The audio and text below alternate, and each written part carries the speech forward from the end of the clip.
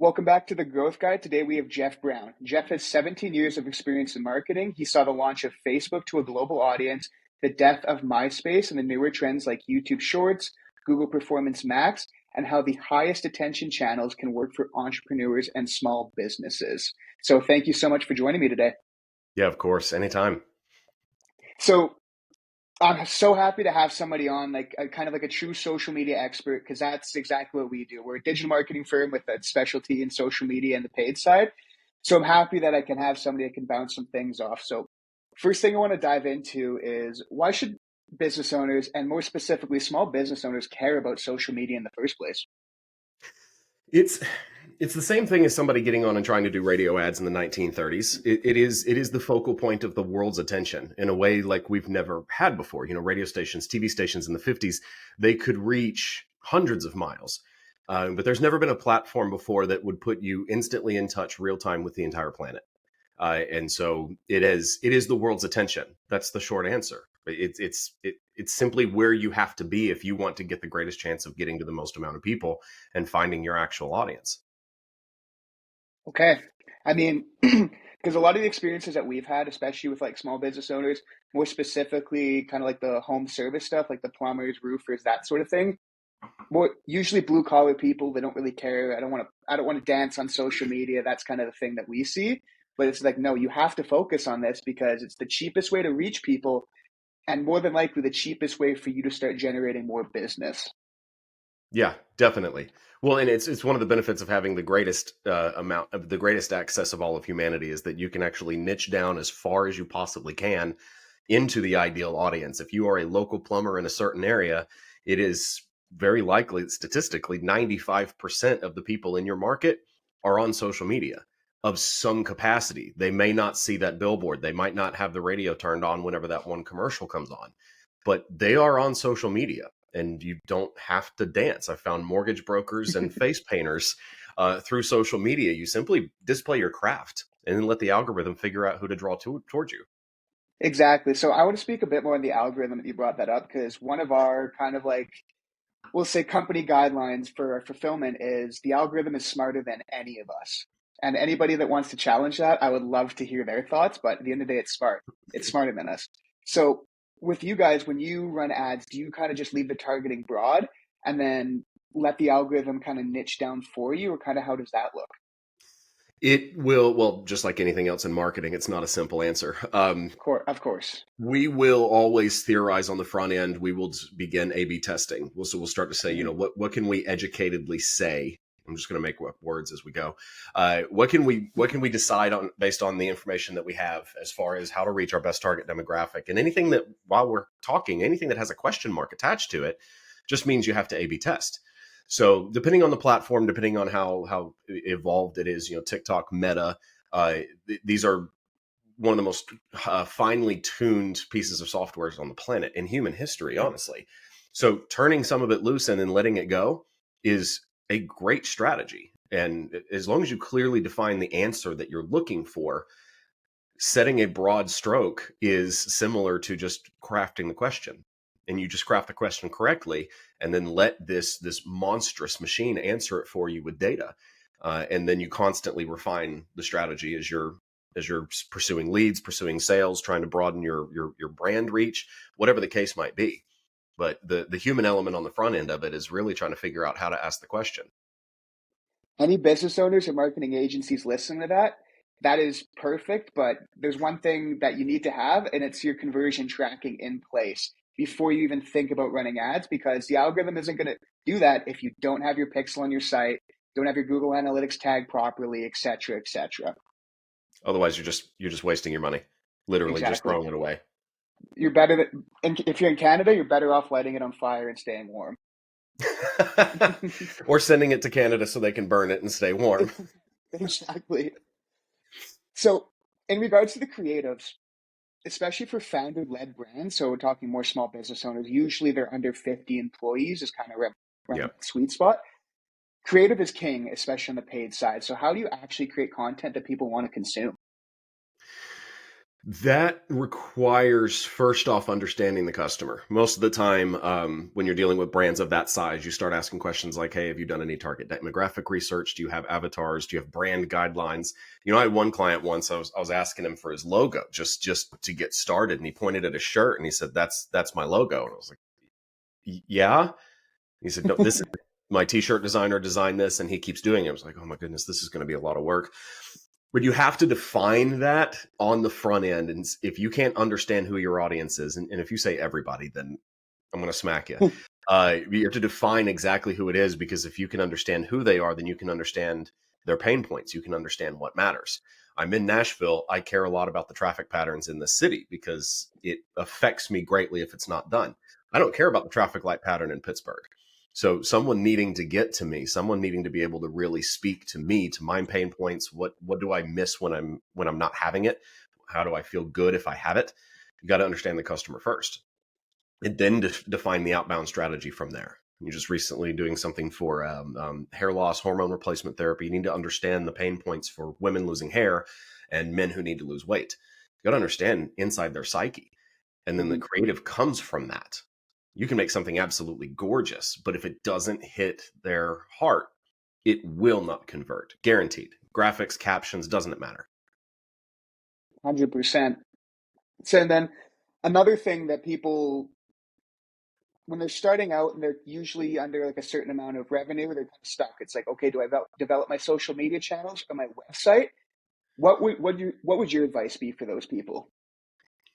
Man, it's the eternal question. You have to narrow that down. You need to understand. Well, I'd say the first and foremost is you need a strategy. That's going to Mhm. answer that question 90% of the time. Like, what do I do? Because if you just dive into marketing, what marketing channels can I use? If you Google that, I mean, it's a coma. You just get so overwhelmed with the amount of responses. So first thing to do is take that 30,000 foot approach and really understand who you are, what you're trying to accomplish. And especially if you're talking about an owner operator, there needs to be a bit of a gut check in there too. Somebody who's never posted, they think that social media is only TikTok dances, yada, yada. Maybe social media isn't the best way to go, or maybe you need to bring in a professional from the outside. But if you can look at it and say, okay, maybe social media is something to do, I've never tried it, maybe I'm willing to try it a little bit. I'm going to create a couple of posts. I'm going to create a couple of ads. Let's just see what happens. You start to enjoy it. Then that is definitely part of your strategy. Because on top of the data, I mean, I can tell you that Google AdWords are going to be the most profitable thing. You rewind back to 2012, Google AdWords are going to be the absolute most profitable thing. That doesn't mean if you just put an ad out, it's going to be successful. It just means you've got the greatest likelihood of success. The perfectly crafted campaign on that one is going to do better. So I think the one thing that I would tell somebody is to zoom out, grab yourself a glass of wine, do 20 hours of research. Maybe that's more of a bottle. Do 20 hours of research and understand how to develop your strategy, how to see what you're looking at from a 30,000 foot view, and then start narrowing down your channels. Which channels you actually want to use, need to use, will reveal themselves once you understand the entire race. Okay. Again, that goes back to everything, any returning listeners, that goes back to everything that I talk about. It's you start with a goal and then you go from there. Because personally, if a business owner comes to me or whoever and they don't have a goal, and like you said, the audience is just everybody, we're turning them down. We don't, as marketers, we don't solve strategy problems within the business. It's there's a little fire there and we're just dumping gas on it to create a big fire. That's it. Yep. Yeah. There's not a better way to say that. So ads versus organic. For me, organic, if you have great content that has a chance to go viral, that's great. It's cheap, it's easy to do. But for me personally, the chances of this podcast clips going viral, I know very slim to none if I just run it organically. So for business owners to get an actual ROI, what is your advice, ads versus organic? For actual ROI, are we talking Yeah, short term or long term? I think that's the basis of the entire question. Um, long term. Long term, then I would go Yeah, entirely organic. I would really? pump in 5 to 10% ads, and I know that's going to push back against you. So bring it on. We'll get some tension in the podcast. Now, I think that I do believe that ads are supplemental to short term strategies that promote toward long term. But I think that a long term strategy without organic built into it is doomed to fail. I think they are definitely a partnership. It just depends on which part of your idea, which part of your strategy you're working on. Um, Disney, Apple, Chick-fil-A, Smoothie King, they all have impressions that really hit people in their heart. That wasn't Mhm. done through ad campaigns. It was done through a very long time of relationship messaging, of very vulnerable, very intentional communications to the public over the course of, with Disney, everybody knows right now, 100 years. That's long term. And that wasn't built through commercials. So I would make the argument that they're both absolutely necessary, but they both have an inversely related uh, metric. And when you pull one up, the other one goes down. It just depends on where you are in the strategy. If somebody's just getting started out, they've got a limited amount of dollars, because I want to narrow this down to make it truly applicable. Limited amount of dollars, limited amount of time, and a lot of fear. Like, I don't know if this is going to work. Imposter syndrome is just on this shoulder barking. I would tell you to build in easily 50, 60% of your energy into immediate business. And that's short term, that's ads. Mhm. That is getting out in front of new people. Thankfully, social media in the last couple of years has made it a lot easier to get out in front of new people with organic, with vertical form video. But you got to build that in to build that relationship base. But if you also grab a whole bunch of leads and pull them in, and maybe convince some of them to do the sale and all the rest of them have just walked away, you are really wasting a lot of money and a lot of opportunity by pulling those guys in with a long-term organic, because you can make it free for them to consume you longer, and time creates trust. Trust creates sales. That you know what, that makes sense when you put it that way. When I said big proponent of ads, not a big fan of organic, it's definitely plays a part. One of the strategies that we're running for a handful of clients, it's strictly top of funnel ads with dialed in messaging. And then we create a lot of long form YouTube videos that we then retarget. But in the top of funnel ads, we're getting people to follow, and then we're mixing in a little bit of organic. That's a similar style, just content, but it's a little like further down educational, more the middle of the funnel stuff. Yeah. And I think if for people who are visual, I'm a cartoon thinker, so everything that goes through my head, it's in the form of cartoons. I think it's the hunter-gatherer relationship. Hunters are actually going out into the field. They're looking for new piece. They're trying to find that animal that doesn't live in the village. That is the ad side. They're going out into the wild and bringing back new things that don't belong to the village. Gatherers are long term, they're slower, they're patient, they wait for the crops to grow, they cultivate the soil so that way next year, 5 years from now, they still have a good crop. It is a combination between the two. You can't have a village with just simply gatherers, you can't have a village with simply hunters. And the marketing world is big enough that there are plenty of us who can focus down and niche into their different areas.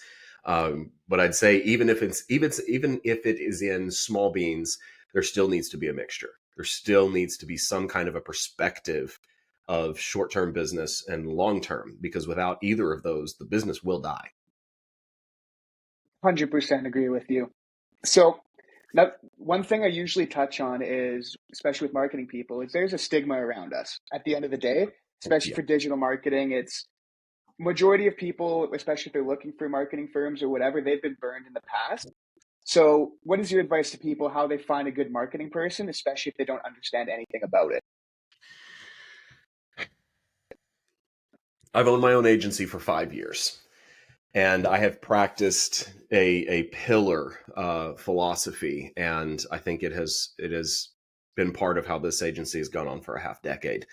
It's to learn how to do something good enough to both make a mess and also recognize talent, and then hire somebody who knows what they're doing, and then get the hell out of their way and let them do it. So if I've had this conversation many times before, and I'm sure you've had it a million times. Like, yeah, I did Facebook ads, they didn't work. Okay, Yep. why? If presidential candidates are spending tens of millions of dollars on social media ads, and you clicked the boost button a couple times and you have figured out the insight that they haven't, clearly something's off. So if there's ever something wrong, then it's either the product is wrong. Like, step one, if the product or the platform is not good enough, let's not make VHS tapes anymore. Step two, it's the process, it's the system that you're doing. And then step three is your delivery and follow through. That's more of that sales funnel conversion tracking element. There's a problem somewhere in there. And so you had a Mhm. problem with your process. And so you looked back at and you just said, okay, well, the platform's stupid, even though your process was stupid. I did some work with a guy recently as a really good example. And he said, my budget's really tight, so let's back it off. Let's back it off. Like, what is your absolute bare minimum? I was like, dude, I really like this guy. I want to do something. So I said, this is my bare bones. So I set everything up. I said, are you sure that everything's working? Everything is working correctly. He hadn't made any sales on his website yet. He's like, yeah, I'm positive that everything works. It's like, okay, great. So pushed everything out. All the data was pointing to something should be working. We're sending 14,000 people to the shopping cart. Like Mm-hmm. they're actually putting items in their cart and not a single conversion. I'm just like, dude, there's something wrong here. Like there's something wrong with step one. This isn't a process problem. I'm totally fine with there being a process problem. We're always building Yeah. this in mid-flight. And he just would not go look at his website. Like, dude, I think that there's something wrong with your website. And go back to it. And I just went in and was like, dude, I'm just going to go buy something and see if it'll work. It was broken. It was broken. After all Huh. that money that he had spent, his tracking was not set in place because his button didn't work. So how many people had been to the shopping cart, clicked buy, and of course they don't get in touch with customer service. They just abandon. It's simple. Yep. So for those people who have the bad vibe, who have the bad impression because they tried something or they got burned by somebody, which unfortunately happens a lot more than it should, be open to trying again. Be open to trying a professional. Weigh your conscience and see if you're okay with spending the money to see if this really does work. It could be the difference in your own success. It really, really could make that difference. 100%. And at the same time, if you've been through 5 or 6 different agencies, the problem might be on you at this point. Careful. Sensitive area, because you can't ever tell them that. No, that's hard. Exactly.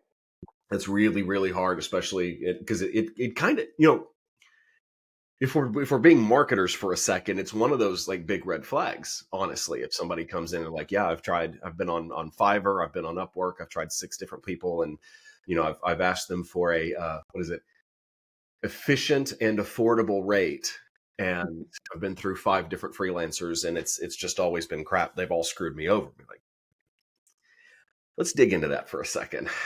Because I'm trying to figure out if we're going to work together. I'm not going to accept everybody who comes at me. I'm going to figure out if we're going to work well together, because not everybody can work with outside freelancers. Not everybody can work with outside agencies. Personality types, it just doesn't work. Some people need to have full control over everything that they're doing.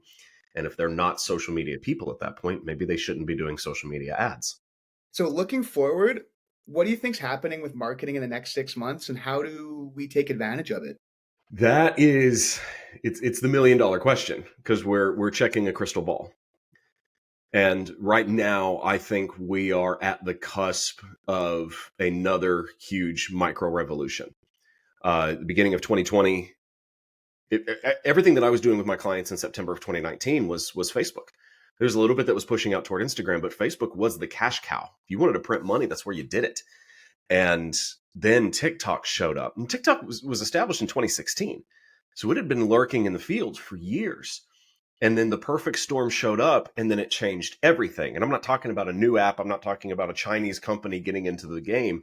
I'm talking about vertical video. It introduced this concept that completely took over, and now everybody has it. That changed the game. And now we're watching this shift. I've been watching for the last year. YouTube has been just bumping shorts up a little bit each time. Over on the left bar, if you look on browsers, it kept creeping it up to the top. And now it's on the app. You'll default to TikTok just added auto scrolling functionalities. And we're watching the saturation point of vertical video. TikTok is now starting to get oversaturated. As you scroll, you're now starting to see more sponsored stuff, more TikTok shop, more, you're having to scroll through multiple elements just to get to the same videos that you used to get in an unlimited amount a couple of years ago. And this is how every single social media platform works. When the parents get on, the kids get off. So there's starting to become a shift. YouTube shorts are starting to look like TikTok did, with a lot more abstract, a lot more creative, and TikTok is becoming a lot more established. You can always watch whenever companies start grabbing the trends and creating content that's built around the trends. That's when the younger generation, the consumer generation, is about to start bailing and looking for something else that their parents can't see their stuff. That's the stage that we're at. I think we are going to watch probably, you did say 6 months. I'm trying to keep it focused on 6 months. I think we're seeing 6 months of a balance of power adjustment. Google starting to incorporate more SEO results based on video and social media content. YouTube they brought a big hammer to this vertical video game. They're going to start hitting hard for the next 6 months. Facebook will not let go, and they're starting to regain some of that attention again. They had a significant drop off. So we're going to start seeing the actual power of how much people use different apps start to balance out. Maybe some people use TikTok all the time. Some people use Instagram all the time. Some people use YouTube all the time and consume the same kind of content. But we're going to have a peace treaty because it's all vertical video. But I think after we pass that point, if I can go a little further than 6 months, everybody needs to be storing everything that they're doing. Organic, paid, whatever. You need to be keeping this database of content that you've already done, because I think these additional mediums outside of video are going to start sneaking back in. Google is now giving preferential treatment to articles that are less than 200 words. 200 words is very easily taking your vertical video content, uploading it to AI, which I haven't even touched yet as a game changer, transcribing it, uploading an article to your product, and you're talking about 2 minutes worth of work, but getting clients through SEO results based on your social media content. We're going to start seeing those other mediums come back in to be legitimate steps. Right now, everybody's trying to figure out how to convert everything into vertical video. Everything is being converted into vertical video. I think we're going to watch that balance itself out. So we've got a good month ride of this is what's happening.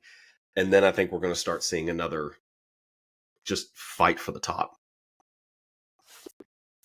I'm so happy that you touched on the vertical video side, just because like that's where we started with the vertical video. Yeah. And you're 100% right. It's, you know what, it's started blowing up. You saw these agencies kind of popping out of nowhere. That was myself included. And it's only going to continue to go up and up and up and up. Yep. Yeah, but it's not going to remain So king. lastly, thank you so much for joining me. Where can the viewers find you? Box 6 Marketing is my agency, so you can look it up on socials. Biggest thing on the website. You can also go to box6marketing.com/socials. That's the easiest way to do it. I give away stuff all the time for free on social media. I'm giving away all the information because I have a sickness of wanting to help people. I've got a passion for small business owners. So just following on socials, just watch the content. There's a lot of really great stories and narratives in there. We're keeping up with the new developments. Do you need to open a Threads account? Like that kind of stuff. So I'd say that's the best way to do it. And then you can trickle to whatever's going to work best. We've got a lot of different mediums.